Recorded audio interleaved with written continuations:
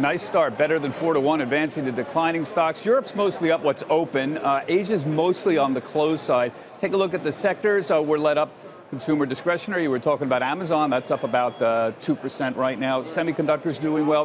Most major sectors are moving to the upside. Bank stocks, healthcare, consumer staples lagging a little bit. The defensive names are a little quieter. In terms of the FANG names here, Amazon, you were mentioning Amazon. What was Amazon? 1307 of 5, 6, 7, 8 days ago. Over 1,500 now. Apple doing well. Facebook also bouncing. In fact, there's a lot of V-shaped chart patterns that are out there. Look at the S&P 500. Remember, the closing low was 2350. This is just 2 weeks.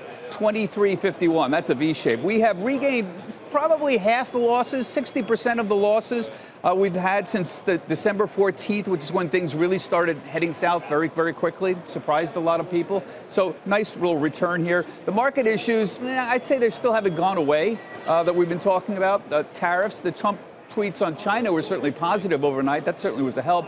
But the China PMI was weaker.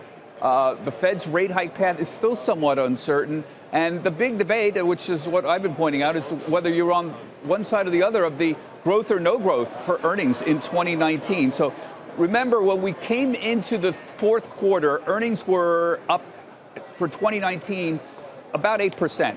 And they have slowly been coming down, but not dramatically. If you put up the next one for earnings 2019 full screen, today we're at 7.2%. For earnings on the S&P 500. We were about 8% just a short while ago, so slowly coming to the downside. But again, a lot of people are now on zero.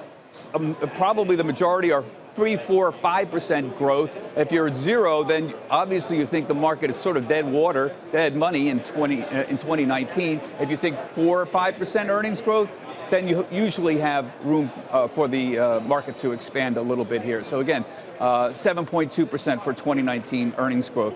For sectors, rarely will you see this kind of dispersion in the sectors from the worst to the best. Healthcare, 4%, utilities up. Those are the only two that are up.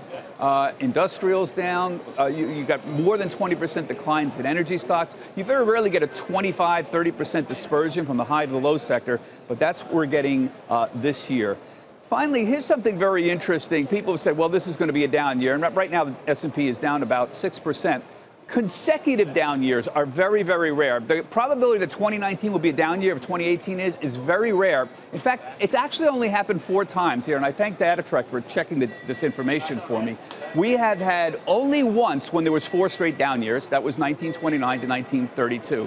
We have only had twice where there's 3 straight down years, 1939 to 1941 and 2000 to 2002. In fact, 2000 to 2002 was the last time we even had 2 consecutive down years. That's how rare consecutive down years are. And we've only had once where there's 2 straight down years. So all the other down years were just one-off. And there were 12 where we were down 1 and then up the next year. The point is, hopefully here, Scott, 2019 is not going to follow any kind of will follow the historic pattern and will typically be an up year.